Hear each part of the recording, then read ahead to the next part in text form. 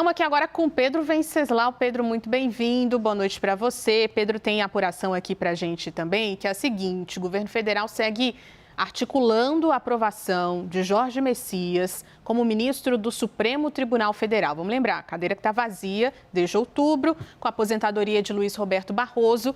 E a mensagem oficial com a indicação de Messias já foi enviada ao Senado, agora aguarda leitura em plenário.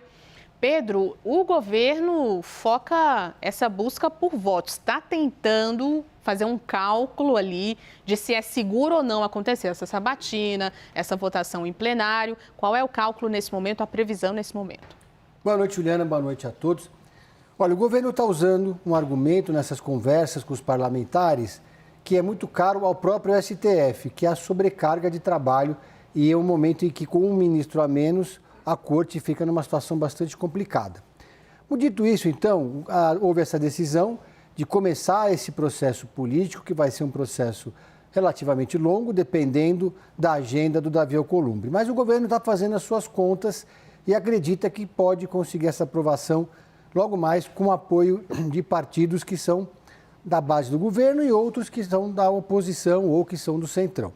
Então, existe lá uma tropa de choque, né, Juliana, que é formada pelo Eduardo Braga, do MDB de Amazonas, Renan Calheiros, do MDB de Alagoas, o Jader Barbalho, do MDB do Pará, Elisiane Gama, que agora se mudou para o próprio PT, que é do Maranhão, e o Ciro Nogueira, quem diria, do PP do Piauí, presidente nacional do PP, faz parte desse grupo de senadores que estaria colaborando para cabalar votos para a aprovação do Jorge Messias. Então, pela contabilidade do governo, a primeira etapa, o primeiro desafio é a Comissão de Constituição e Justiça. São 27 integrantes. São necessários 14 votos para que eles consigam cumprir essa etapa, para depois ir para o plenário. E, na avaliação do governo, pela contabilidade feita pelos senadores da base, Jorge Messias já teria 10 apoios, 10 votos importantes na CCJ.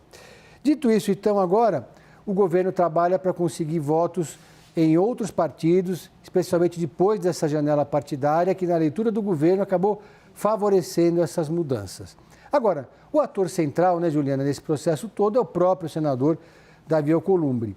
Houve um ruído ali no início, ele chegou a ser avisado pelo Palácio do Planalto que o nome do Jorge Messias seria apresentado, chegou a desaconselhar, segundo se apurou aqui na CNN, que isso fosse feito agora. O governo avaliou que não tinha outra opção, que teria que submeter o nome dele agora, antes do recesso parlamentar e antes da eleição, porque quanto mais tempo demorar esse processo, mais difícil fica a aprovação do Jorge Messias. Então é melhor arriscar e eventualmente perder do que simplesmente deixar para depois da eleição.